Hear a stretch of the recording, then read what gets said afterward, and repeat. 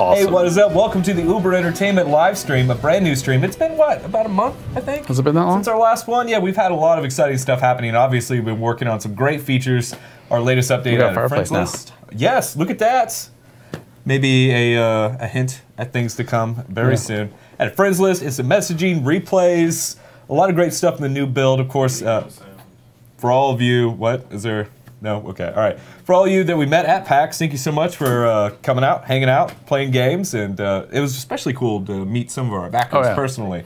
Like, we always thank you guys, and we love you, and thank you so much for supporting the project. Actually being able to like shake hands with somebody who helped us. Very cool. That's really cool. That's really cool. We even let one of them cast. Yeah, we did. We did. It was a really fun event. Just in general, I had a blast. But you know what? I could have used that as a transition. Blast and fire. Blast have fire. And boy, do we have a surprise for you today. We got Forrest, my man Forrest here on this here computer. He's gonna show you brand new technology.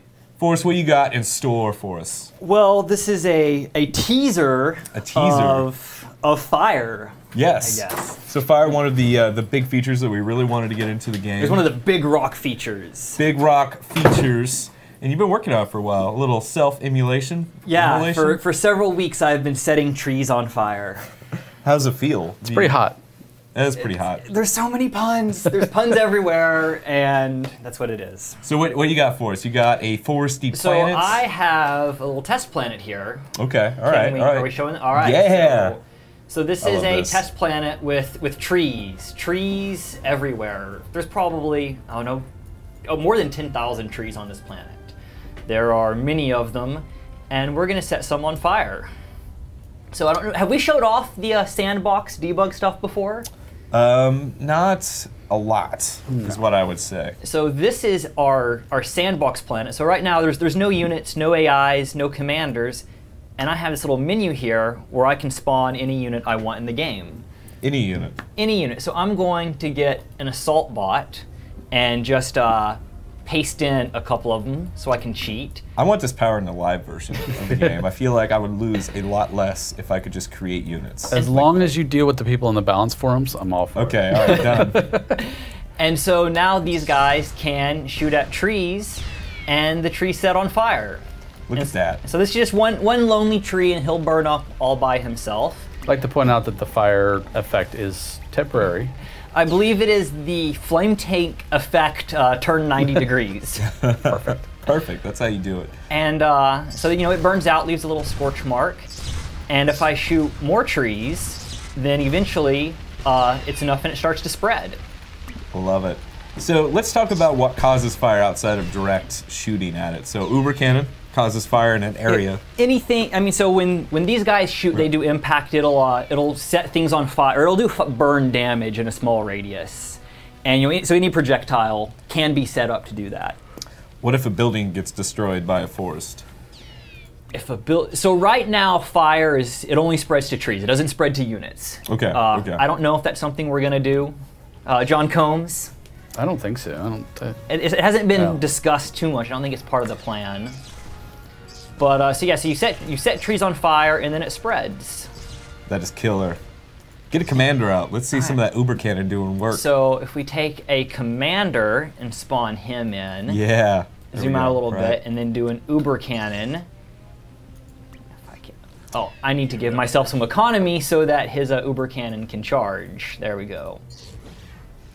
Beautiful. And then it sets a whole range of, we're on the dark side of the planet, which I always try to set fire on the dark side because you get that nice glow. And notice that the inner radius was just evaporated. Yeah. Yeah, those trees are now permanently gone, right? Yeah, no burning respawning trees. The whole idea of burning the trees has really taken root within us. We really tried to branch out with this tech.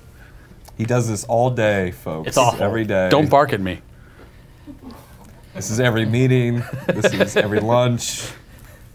We spread the live streams. I love how the fire spreads. It's pretty cool. So we've started work on trees being part of pathing. So right now they can still path through trees, but they try and go around.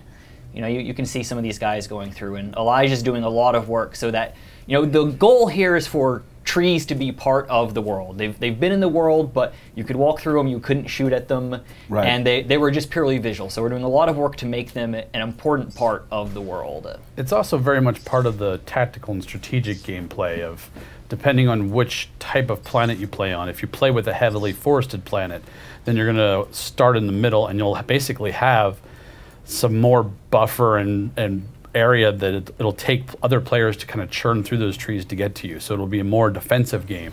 Whereas if you play something on like an ice planet or a lava planet or even a moon, there's not as much blocking you, so it's going to be a faster game. So we're going to have this bigger array of strategies and tactics to play with when trees are actually blocking path.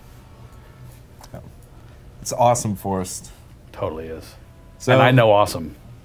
It's going to be done by tomorrow, right? Is that the goal? Absolutely. Okay. All right. of it. So look for that and the documentary tomorrow at, what, 10 a.m.-ish, I think? Andrew didn't make any faces at me or anything, so now...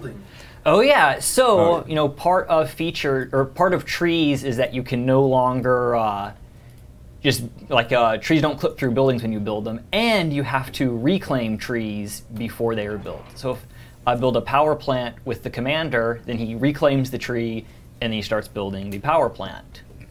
And because you can reclaim trees, that's another strategic and tactical thing we're adding in, because there will be resources there. So reclaiming trees is going to help your economy a little bit. It'll need to be balanced. We'll figure that one out, but you know, that is another strategic development with adding in these trees this way. You can issue an area reclaim order, and the fabbers will go through and clear out all the features in there. I love to do that in the middle of the darkness, because if I can get this going, you just get this really pretty green glow. You know? Yeah, it's neat. I like it. How's our... Oh, so over here, we kind of stopped paying attention to it. We had a whole bunch of guys doing damage, or, you know, doing battle, and now a good chunk of the forest has burned away. Very cool, man. Let's get another big battle going over here. Yeah, let's do it. Let's do it. Let's see it. Build a bunch of red dudes, add in a bunch of blue guys, and we will see everything lights up, and then it'll just kind of spread. There's a good bit of randomness to how it spreads, how it propagates through the world. We had to do a bunch of work to make sure that if you light one tree on fire, it doesn't burn down the entire forest. Yeah. So there's still a lot of balance and tuning there, and exactly how fast it spreads, how long things burn, how far it goes. You know, I think the fire in the old battle completely extinguished. Sometimes it can linger for quite a while as it spreads out. And it's pretty neat. Yeah, dude, definitely. Thank you so much for stopping by and showing us this today, my man. I appreciate it. Yeah, thanks for having me on. Hey, anytime, anytime. So, we got a lot of stuff to talk about today, including balance, John. Are you very excited for this? I'm very excited. I'm stoked. So, we released a new launcher to folks in the Gamma forums, and one of the things you get access to public test builds or experimental builds that we're doing. There we go. Did I kick the camera again, or was that John's fault? I don't know. I kicked the camera because I was off to the side. Oh, okay. All right. Well, something happened. So, people are playing experimental builds that we're pushing out, and I wanted to bring you and Adam on to talk about that. Sure. Let's bring Adam. Let's do it. Are you going to get up? What are you going to do? I'm going to get up. We're doing a swap-a-roo? We're doing a swap-a-roo. Where's the music? Don't kick the camera. I don't think I did that time, did I? I couldn't tell you. It was me. No. Andrew hates me. You're ruining my art. Before you guys get started, though, Bacon and... check this out. We're all about setting the scene here, obviously, as you can see with the fire. We also have a very special treat for folks that are here. Not necessarily for you out there, because you can't eat things digitally.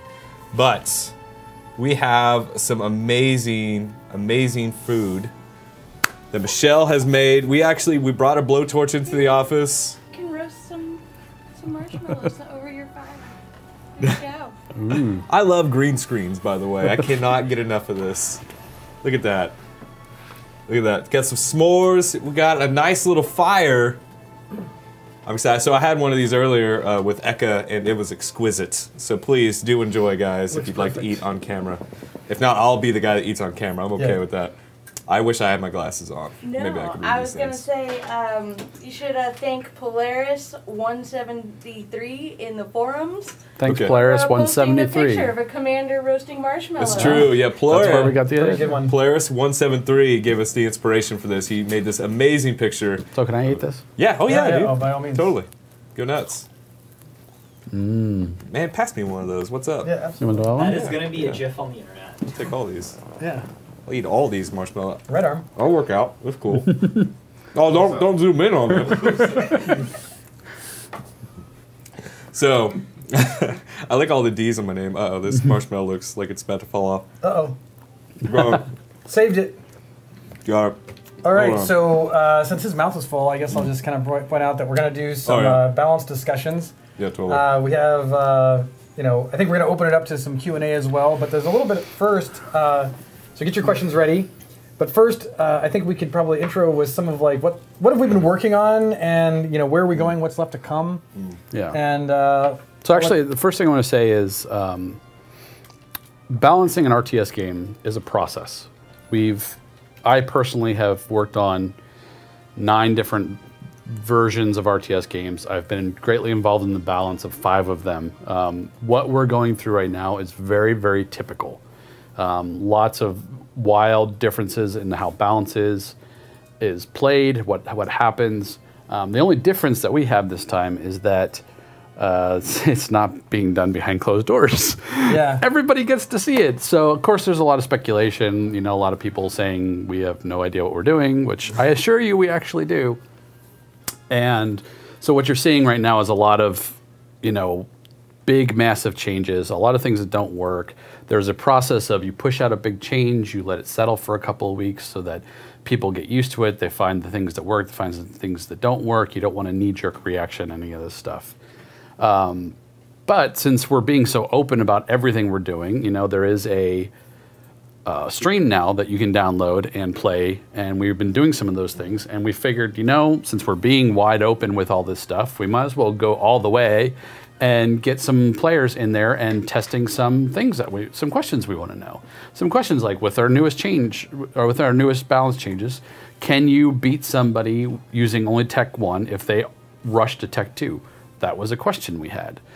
We got a bunch of people together, we tried some playing, and we got an answer to that. And the answer was actually no. So we made some changes.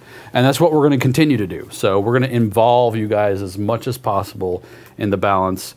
Just know that this is a process. It's going to take some time, and this is very typical of where we're at. Yep. So I actually started a live game right now in the version that you guys have. If you'd like to join, just find my name in the lobby. We're going to play a little bit in the background as these guys talk. so this isn't the PT, this is the actual live regular version of the game. live build. So you can just run it out of Steam or our regular launcher as normal and use the stable build. Yep. I see a couple of people asking who? This is John Combs, also known as Skathis. He's our creative director and the primary person responsible for balancing the game, and he has a ton of other responsibilities as well. I'm Adam Overton, also known as Metabolical. Some of you have watched me on my stream, and I'm the VP of BizDev for Uber Entertainment and the executive producer for Planetary Annihilation. Yes. So And he's helping me with balance. And I'm helping him with balance. Yeah. But I'm like the Padawan learner. Oh, he's getting it very quickly. You gotta high skate this. Hello. Yeah, so we did do these couple builds here, and we did have one successful T1 kind of pin down the T2 player and win, but that was like the rare event. Yeah. Like everything went his way, and I really felt like the T2 player could have done a you know, and he agreed, like could have done a couple more things, and then it would have been a lot harder. So, but yeah, it was a really good experiment. And so then,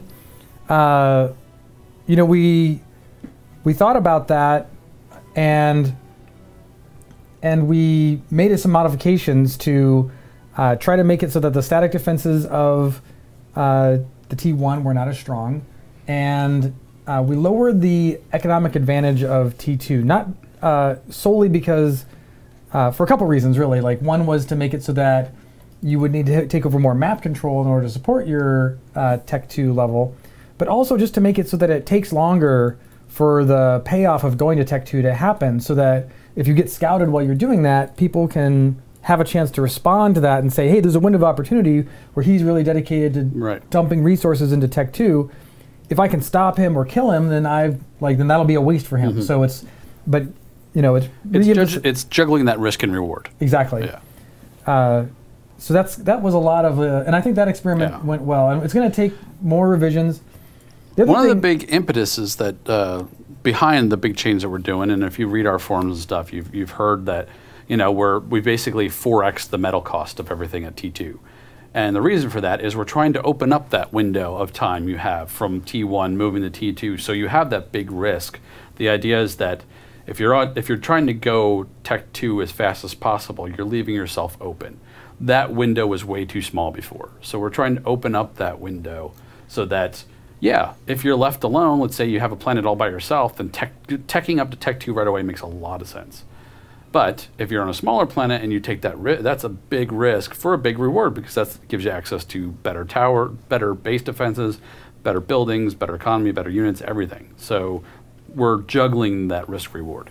Yeah, and we a lot of times we'll do, I mentioned this before, but a lot of times when we're doing these balance, one of the things that John has taught me already is to find the edges. Like, if you're going to make a change, make that change really big so that we can see, okay, we definitely overshot it there, and now we need to tune it somewhere in between. But a lot of times in game design, if you make a change where it's like, you know, I feel like this could be a little stronger, well, I'll make it, you know, 10% stronger, then you're like, yeah, that feels better. But you don't know, like, unless you get to the point where you say, oh my gosh, that feels really strong, then you don't know that you, like, it gives you a better feel for where in the middle you want to be.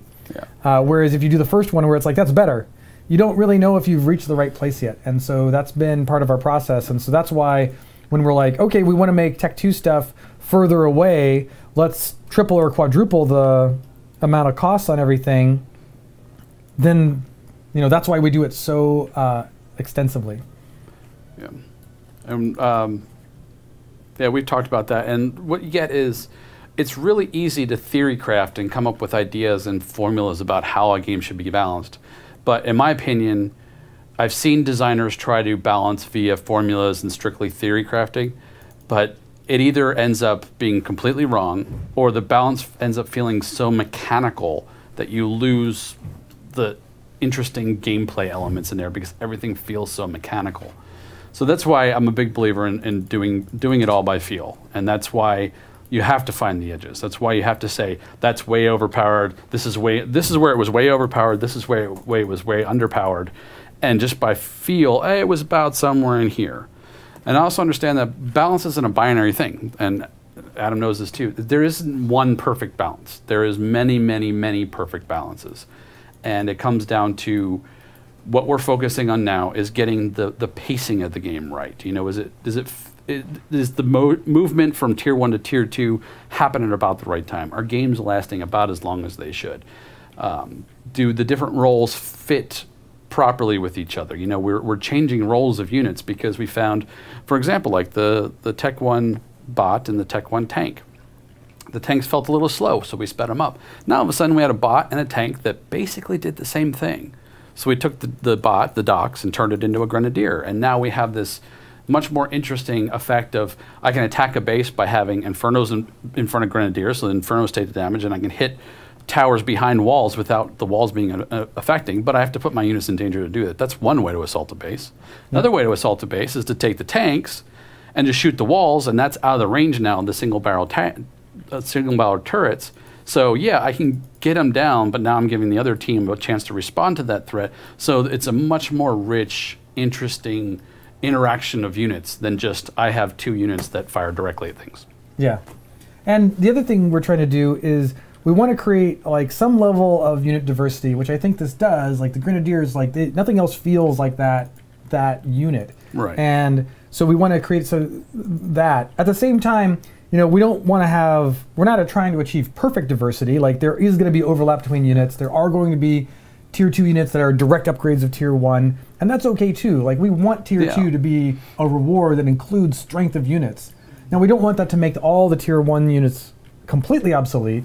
There should be a place for some of those, but if some of them are replaced and are obsolete, that's okay too. Yeah, having a tier 2 tank that is a better version of a tier 1 tank is perfectly fine. There's nothing wrong with that, especially since, unlike some of the previous games, our factories don't upgrade. So you'll have those factories there in your base, and with the amount of Tech 2 stuff now, the Tech 1 units are still useful because they still add firepower to your attack. So it's not bad that we have certain units that are just stronger versions. Yeah.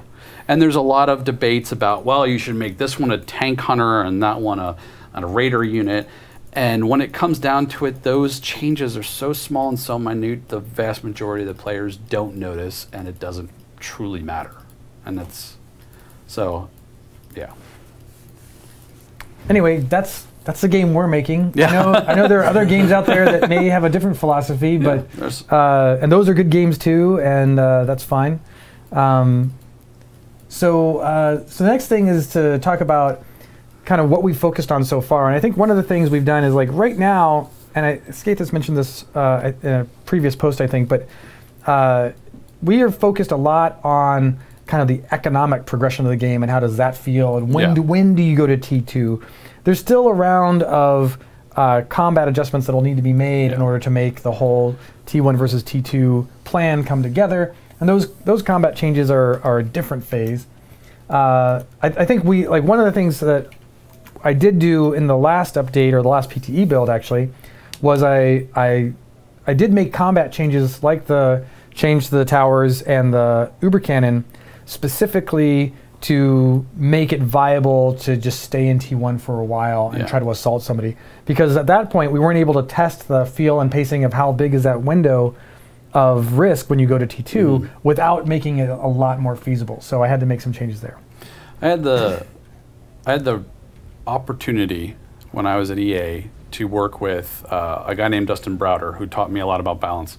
If you know his name, he was the project lead on the StarCraft 2 games and is now on Heroes of the Swarm. I know. You said it. But anyway, one of the things, he taught me a lot about balance, and he's a brilliant, absolutely brilliant designer. And balance, he described it, was like a wall of levers. And every time you move one, 10 other of them randomly move in different directions. And it's the wrangling of that is balance. So yes, we're focused on the economy, but we do have to make combat changes too, because there's parts of the economy we can't test if some of the combat changes aren't in line and actually allow us to test that stuff. That's right. So I will be raising the power of the Uber Cannon back up a little bit, but we'll find a spot for it. We will find a spot. Yeah. I'm guessing my next move won't be right. So, but closer. Even if it is right, there will be a bunch of people who think it's wrong. Even if there is a theoretically perfect right, there will be a bunch of people who vehemently disagree with the intensity of 1,000 burning suns. Yes. Hopefully now people get a bigger picture, though, of what we're doing. The ugly part of this entire process. Yeah. Yeah. Well, it is a process, and so we have to put things out there and have them. And the other thing is that sometimes some changes just take time, because you put it out there and people are like, well, that feels wrong. And when I say wrong, I mean different. And after a while, though, you start to realize, holy cow, this unit's actually quite useful. Like, I think there was, like, in some of these play tests, I really encourage people to use the Infernos and the combat fabbers. And people had used the Vanguards a lot and been like, hey, these are beefy units that can, if you get them in there, they can do a lot of damage. And then they tried the Infernos and they were like, hey, these are actually pretty beefy, even at the basic Especially level. if you put combat fibers behind. And when you put combat fibers behind them, they're so delicious. They tried those out, and like, well, that combat fiber was really expensive, but wow, but so handy. It made me win the game. So exactly. So worth. Do expect the roles of several other units will change here in the next couple of weeks. There are some tech that we've been waiting on that is going to come online soon. So it's going to change the He did it. What? He did it. He did it? Yeah. Oh, sweet. Yeah. Yeah. So yeah, there's some text coming online that's gonna change the roles and the style of a few of the units that we currently have. I'll just leave that out there. Yeah, and if Let you've that seen float the play test yesterday, or if you want to go back to yesterday's stream and take a look at it, you'll also see all the new orbital changes that were made. Orbital has really kind of gone through another revamp now, and feels way better. Just the whole orbital factory, the space station, like cranking out stuff. Yeah, the Faber now builds a space station. The anchor can no longer move, but it can shoot at the ground, so it's more of an orbital turret.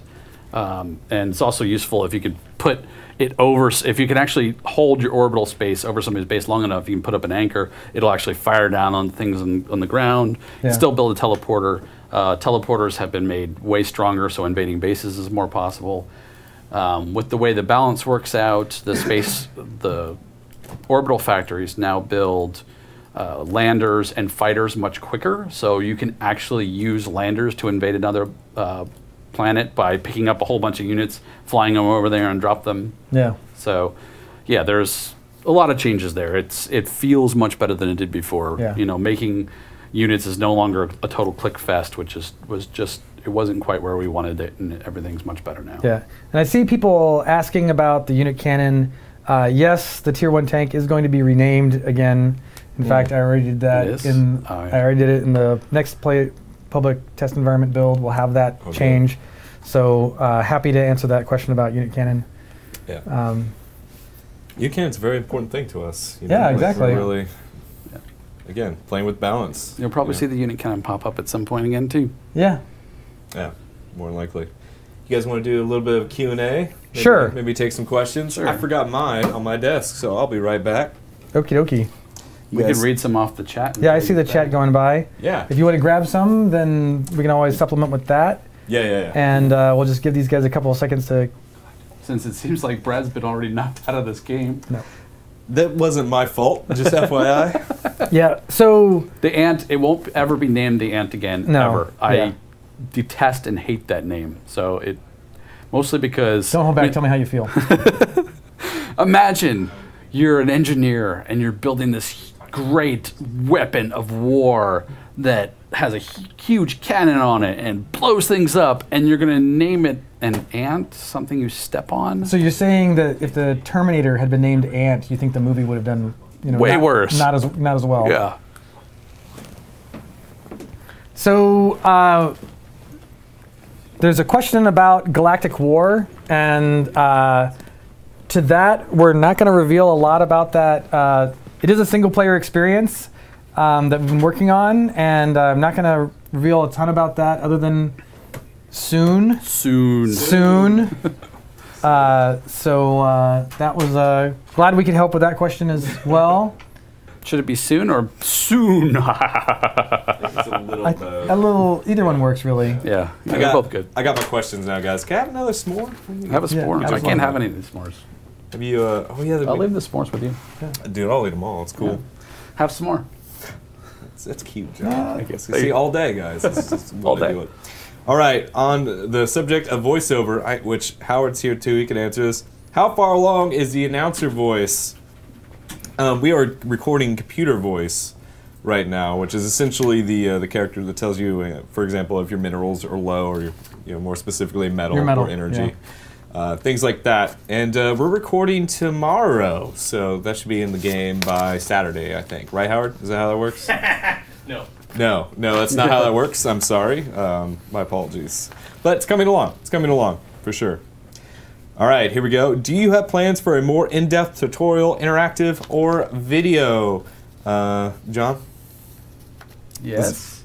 Yes, we do. Yes. John loves tutorials. That's why I wanted to ask him first. But yes, we are going to have some videos and maybe some interactive elements coming in the future. Like I said, we're not going to really talk about the Galactic War that much.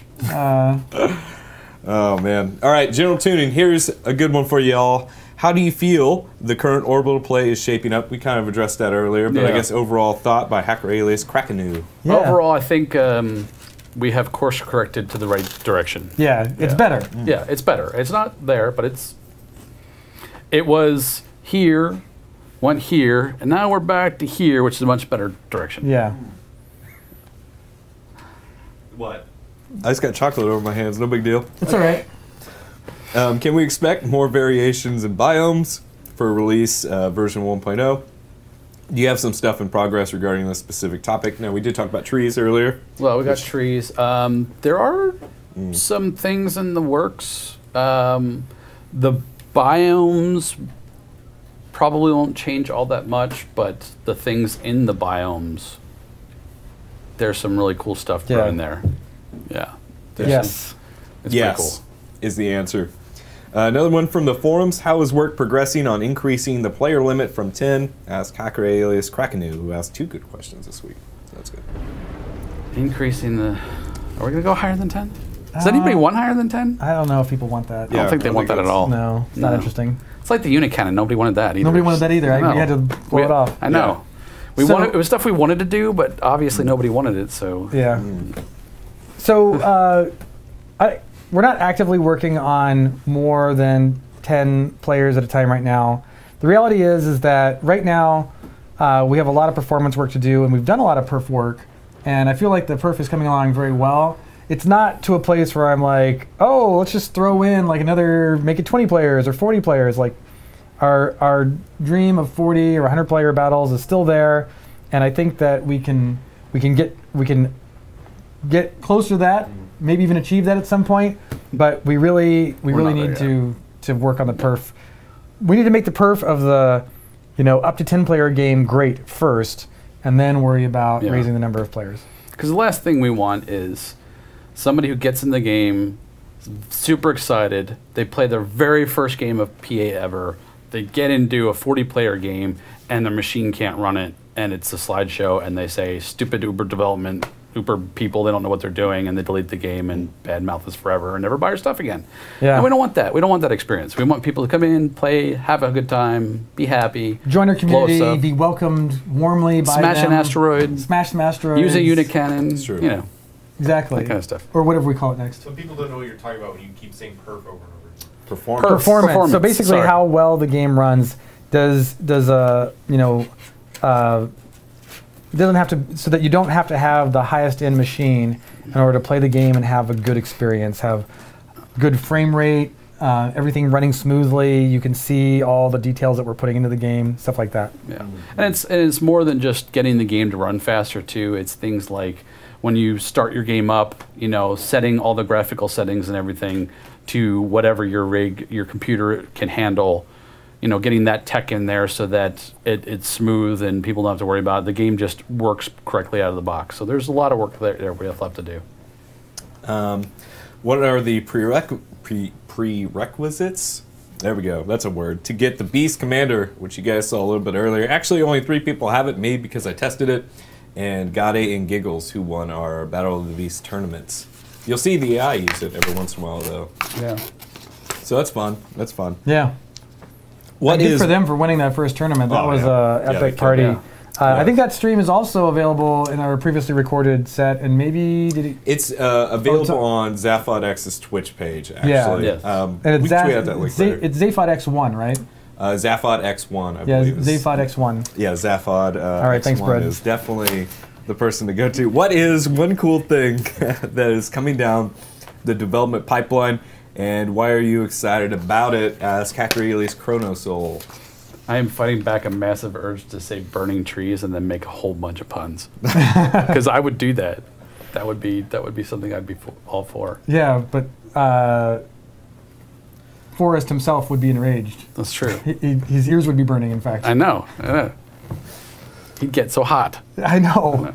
So we already said we're not going to talk a lot about Galactic War, so... I think the burning trees is definitely one of them. The orbital changes. The orbital changes. Yeah. Those are huge. I think it might be out now, but the ability to watch replays of games you've already done is definitely exciting. And it's nice that you can say like, hey, even if I played a game, I lost horribly, and I threw my keyboard at the computer and it like turned off, and I stormed around the house for a little while. I can go back later and relive that delicious moment, try to figure out what I did poorly, and maybe improve it. That's the ability to put more around that replay system so that you can watch games by well-known good players is another thing that I think is an exciting feature that we've been working on. Yeah, absolutely. When will Scathe stop trolling us with the ants? And I don't know what this person's referring to. What is the ant? You know what the ant is? I don't know. Besides things you step on, I'm not sure about that. Yeah. Very weird. Yeah, probably when it stops being fun or something like that. Yeah. So, will it ever stop being fun? No. No. Probably when we ship, we'll put an official name in there, but Yeah. this is just too much fun in the meantime. You guys make it so easy. Yeah, I really do. All right, we got a couple more minutes left on the stream, guys. Let's take some more chat questions. Whatever you guys want. What are you feeling right now? What am I feeling? Ask good ones. So there's a question about Gamma is improving social. So yeah, the Gamma does improve social, I think. It does, for example, you know, we just, in this Gamma phase, we've added the Twitch functionality, the videos page. Yep. We added the ability to, the replays was really kind of part of what we wanted for the Gamma phase. Friends list and instant messaging. Friends list and instant messaging, so you can, you know, inviting your friends to a game directly. You know, these are all things that we wanted as part of those social features, and yeah, pretty great. Yeah, absolutely. So 2 uber general questions that popped up that I'm going to address since I've seen it a couple times. Super MNC, we're so happy that there's still people out there that love a game that's over 2 years old and are very passionate about it. A while ago, we have ceased work on it, and that won't be receiving any more updates. However, it does not mean we are done with the Monday Night Combat franchise. You may see something from us in the future. Yep. The other thing I wanted to bring up was very soon we are going to also be releasing our mobile game, Toy Rush, if you haven't seen it.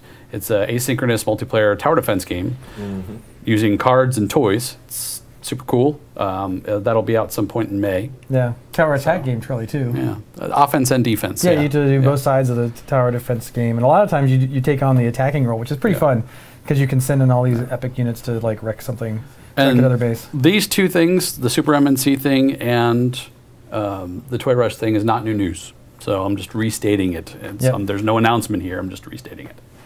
How big is Uber now? How big is Uber? 31? 31 people? I thought it was 32. Yeah. Is it 32? Yeah. I thought it was 31. Well, you can just count me as 2 people, though. It's true. Yeah, we're... There's Brad and his biceps. It's amazing. He's like, yeah, right over Brad and his looks. Like a year and a half ago, we were like half he gives the me size. dirty looks all the time. All right. Let's see. Will Uber...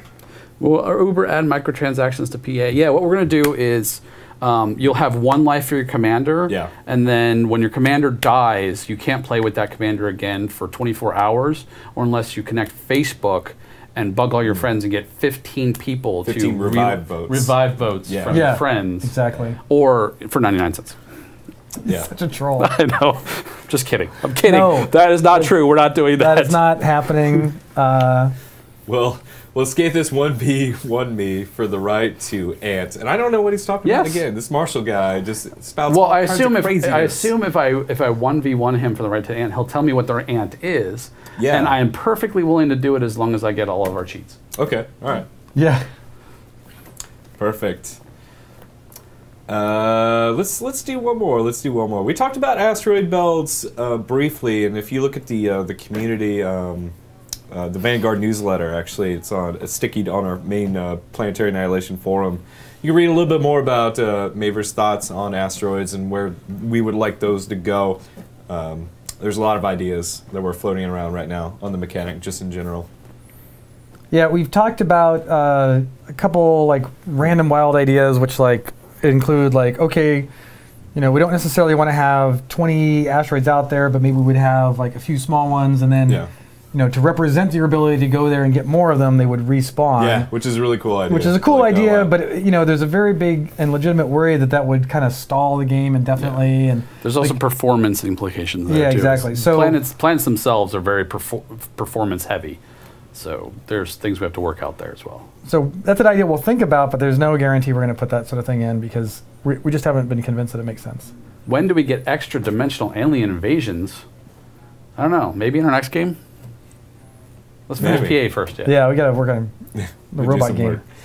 Well, no, hang on. Let's do one good one here to end it. I want a great question, guys. The most thoughtful, eloquent, amazing question that you could possibly pose. There's a 30-second lag, so you guys can't talk to the chat very directly. Colors. Are we going to add more? I don't think so. we're starting to run into there's color mismatches, which is a whole other thing about 40-player games because, you know, how do you say, oh, that's the chartreuse person attacking me, not the green person? Chartreuse is the first in green, right? I don't even know. No, it's like an orange, right? No, Andrew has What confirmed was that I at all. thinking? What's the green that starts with the C? Teal? No. So there was one question there I saw as a software test automation person, etc. Like, do you guys use a lot of software test automation? The answer actually is no. We do a lot of our testing by actually playing the game in person, live, like actually playing the game. However, we do have a job opening right now for a test ninja. You can find the description in our forums, and this would be the the quality assurance one-man army who would come in and kind of know how to make decisions about like what things we could be doing better and get the cooperation of the rest of the team to do what needs to be done and etc. So there is a job posting there. You can look it up. It's kind of a high bar, but I think it's something that tons of entertainment could be had if you were to become our test ninja. So there was a question earlier about what kind of hair gel do you use? Yeah. Well, the fact of the matter is this is all natural. Oh, I use no hair gel. Yeah. But then somebody asked you, so I thought they were talking about that's me. weird. That's weird. So I use something called Men's Club, which I buy from my stylist. It's a really kind of coarse clay. You could also get clay at most stores like Fred Meyer, and I forgot the brand of it now, but it's a little bit more oily, so you kind of get a little bit more styling on it. Like when this gets long, I kind of want to put it forward a little bit more, and I need to use the lighter stuff actually because So you're the like a thicker stuff. Bradicorn? Yeah, basically, I'm like a Bradicorn. Yeah. Well, thank you for the hair question. That's a great note to end on. Exactly. I think so. Thank you so much. If you want to follow us on the internets, it's totally easy. Obviously, this channel, just click follow or subscribe. You'll get an immediate email notification whenever we do stream something. And of course, our staff also streams games regularly. Adam, what's your Twitch? Is it Metabolical? Twitch TV, Metabolical. Twitch.tv/Metabolical. Follow him there. He regularly streams the PTE builds we were talking about earlier. Mine's Scathus. I don't stream as much as Meta does, but mine's Scathus. Scathus. And you can see Uber_Garrett in the chat there. He also streams some of our playtests as well. Yeah, you can just click on his name in the chat, and I think you'll get taken to his page. Yeah, follow him. Give him a follow. Obviously, Facebook and Twitter, 2 places you can catch us. Twitter.com/Uberant and Facebook.com/ Oh, I like that news suggestion. Planetary Annihilation is where to get us on the Facebooks. Thank you again, backers, watchers, viewers, lovers of Planetary Annihilation. We'll be back very soon, and boy, do we have some exciting news to share in the near future for another live stream. Catch you later. All right, thanks, guys.